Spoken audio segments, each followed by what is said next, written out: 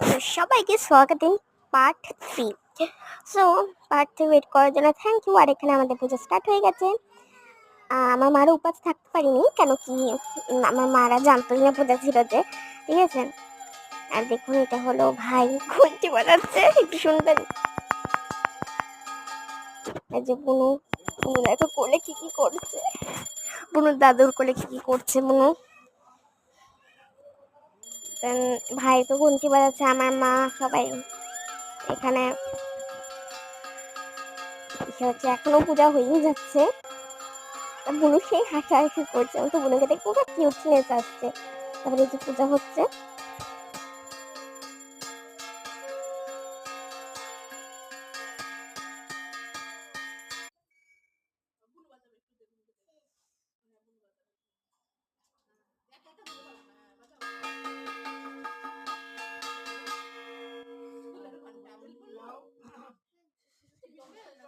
তারপরে এই পাড়াটা আসার সময় বুনু সবাইকে ডিস্টার্ব করলো, কাউকে পূজা দিতে দিচ্ছে না ভালোভাবে।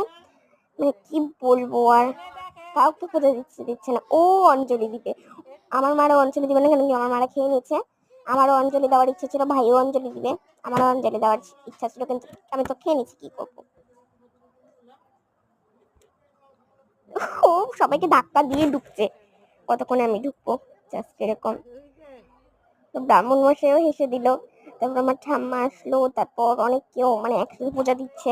তারপরে এই যে কোনো এখানে পূজা দিচ্ছে, দেখুন জাস্ট আমার তো পুরো হাসি পাচ্ছে, দেখুন।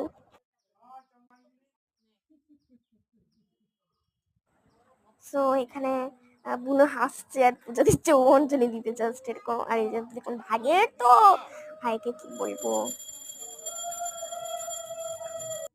তারপর আমরা উঠানে চলে আসছি, এখানে প্যান্ডেল হয়েছে, এখানে ভাই, এখানে ঠাম্মা, এখানে আমার ঠাম্মা, এখানে পণ্ডিত মশাই। এটা নীল পূজা হচ্ছে, অ্যাকচুয়ালি নীল নারায়ণ পূজা।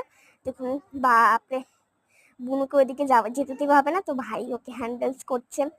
ও সবাই দেখুন পূজা দেওয়া হচ্ছে।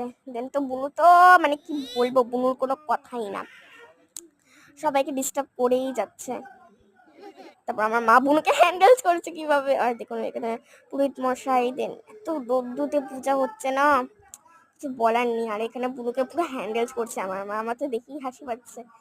মনে হচ্ছে কি পুরোহিত মশাই একদম আগুনের মধ্যে বসে আছে, কিন্তু ছায়া দেওয়া হয়েছে যখন। তো ঠিক আছে, পার্ট 3 জন্য, পার্ট 4 জন্য ওয়েট করবেন, যেখানে রাত্রেবেলা সবাই খেতে আসবে, নিমন্ত্রণ আছে সবার, আই থিঙ্ক সো। তো তাড়াতাড়ি আসবেন, বাই। দেখুন